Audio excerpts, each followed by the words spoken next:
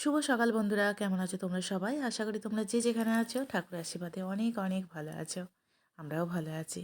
আর তোমাদের ভালো সুস্থতা কামনা করি আজকে ব্লগটা শুরু করছি। আজকে সকালটা শুরু করলাম লেবু জল দিয়ে। অনেক দিন পর খাচ্ছি তো ভালো লাগছে না খেতে, কি টক টক লাগছে মুখটা। তো যাকে এখন ঘড়িতে 8:30 পেরিয়ে গেছে। তো এখন ঘুম থেকে উঠে এই যে ঘর ফর ঝাঁট দিচ্ছি। ঘুম থেকে ওঠা বলতে সে তো অনেকক্ষণই হয়েছে। চুপ করে শুয়েছিলাম, ভালো লাগছে না। বাচ্চাদের তো পরীক্ষা হয়ে গেছে, ওরা তো এখন আসছে না।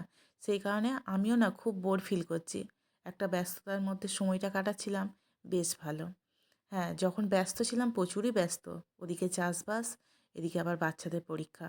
তো বাচ্চাদের পরীক্ষা হয়ে গেছে, তো এখন তো ছুটি ওদের। তো সেই কারণে দেখো না এখন ফ্রি আছি আর ভালোই লাগছে না।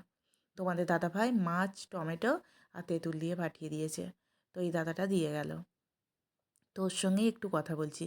আসলে ও বলছে যে কচি কচি মূলো শাক হাটে বিক্রি হচ্ছিল, তো তুমি খাবে? তা আমি বললাম যে দেখো তোমাদের দাদাভাই যখন নিয়ে আসেনি তখন আর তোমায় এনে দিতে হবে না। তো এই কথা বলেই ও চলে গেল। তারপর আমি যেটুকু রাস্তাটা বাকি আছে সেটুকুটা ঝাঁট দিয়ে নেব। তারপর আজকে তাড়াতাড়ি রান্না করতে হবে। তোমাদের দাদাভাই আবার জল ধরাতে যাবে। তো ওর সঙ্গেই আমি যাব। ওর সঙ্গে বেরোতে আমার বেশ ভালো লাগে, জানো তো? তো এখন যেহেতু আমি ফাঁকা আছি, ঘরে তো একা একা থাকতে ভালো লাগে না। তো ওই জন্য আমি মাঠে গিয়ে বসে থাকি। আর যেটুকু সহযোগিতা করার দুজনের এখন ওকে এমন করি। একটা অভ্যাস হয়ে গেছে না, ওরও একা মাঠে যেতে ইচ্ছা করে না। আর ও মাঠে গেলে না, আমার আর বাড়িতে থাকতে ইচ্ছা করে না। তাই মনে মনে ভাবছি, আবার যখন পড়ানো শুরু হবে তখন সেই আমি একা থাকবো। হ্যাঁ, ব্যস্ত তো অবশ্যই আমি থাকবো, কিন্তু ও যখন মাঠে কাজ করবে ওর তো তখন ভালো লাগবে না। তাই আমি বলছি যে দেখো, আর তো কটা দিন, তারপর তো তোমাকে একাই যেতে হবে বলো।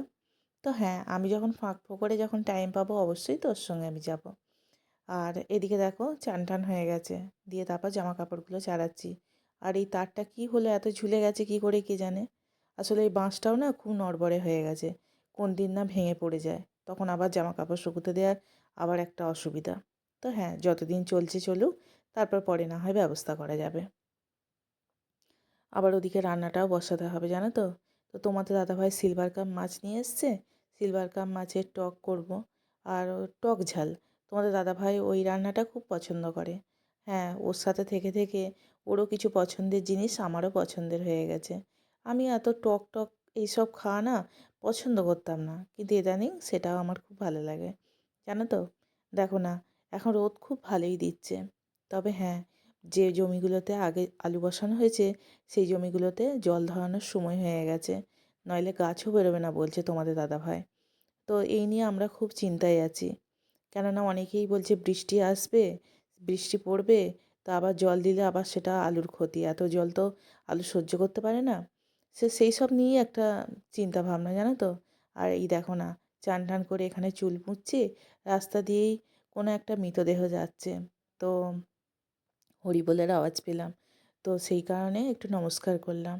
আর সত্যি প্রত্যেক দিন দুজন তিনজন এই রাস্তা দিয়ে যায়, সেটা তো শুনতে পায়। খুব খারাপ লাগছে গো। আর এক এক দিন মাঝে মাঝে এইসবের চিন্তা ভাবনা করেই এত বাজে বাজে স্বপ্ন দেখছি, সত্যি আমার মনটা প্রচুর খারাপ হয়ে যায় গো। উম, কিন্তু কি আর করব বলো, যার যখন সময় হচ্ছে ভগবান তাকে টেনে নিয়ে চলে যাচ্ছে, কাছের কিছু মানুষ করার চলে নেই। যাওয়ার যে কতটা কষ্ট সেটা আমি বুঝি। হয়তো সেই কারণেই মাঝে মাঝে দুঃস্বপ্ন দেখে ফেলি। না না, থাক এসব কথা। সকালবেলা আমি এসব কথা আর বলবো না, এসব কথা বললেই বেশি মন খারাপ হয়ে যায়। এই যে এদিকে আমি ভাত বসিয়ে দিয়েছি, ভাত বসিয়ে দিয়েছি বলতে জলটা এখন গরম হচ্ছে, চালটা এখনও দেওয়া হয়নি। আর মাছে কেন আমি হলুদ মাখাইনি, আমি এখন এডিট করতে বসে বুঝতে পারছি না জানো। মানে কী কারণে আমি হলুদটা মাখাইনি আমি বুঝতেই পারলাম না। যাকগে, মাছের ঝাল তো করেছি। আর এদিকে দেখো জল গরম হয়ে গেছে, চালটা ধুয়ে দিচ্ছি। আর এখানে তেঁতুলটা সেদ্ধ করতে দিয়েছি, কারণ আজকে তোমাদের দাদাভাই কাঁচা তেঁতুল পাঠিয়েছে।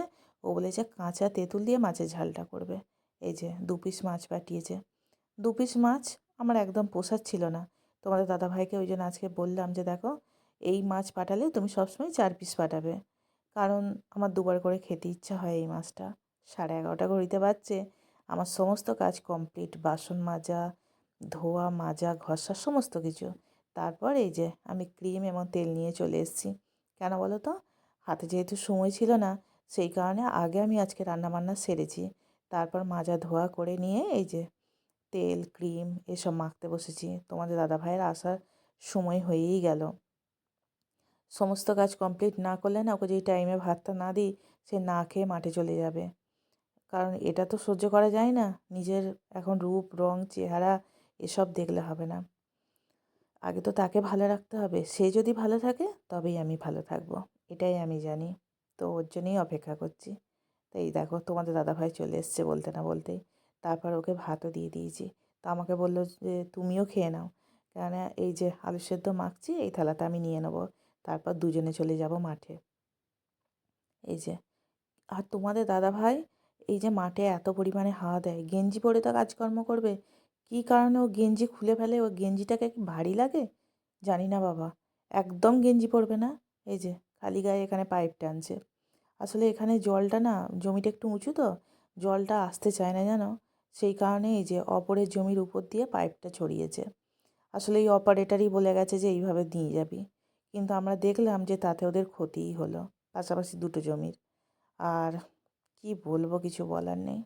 তো তোমাদের দাদাভাই বলল, "দেখো, ১ম বারটা যা হয়েছে হয়েছে, দ্বিতীয়বার থেকে আর কখনোই এরকম কাজ করব না।" তো এই যে এখানে জল দিচ্ছি। দেখছো একটাও গাছ বেরিয়েছে? এই জমিটায় এখনও একটা গাছও বেরোয়নি। জানি না কি হবে। তো অনেক আশা নিয়েই তো চাষবাস হচ্ছে। জানি না এর ফলস্বরূপ কী হবে। তো এই যে আমার ছেলেও দেখছি এসে গেছে জানো, সাইকেলে করে ও এসছে। তো চলো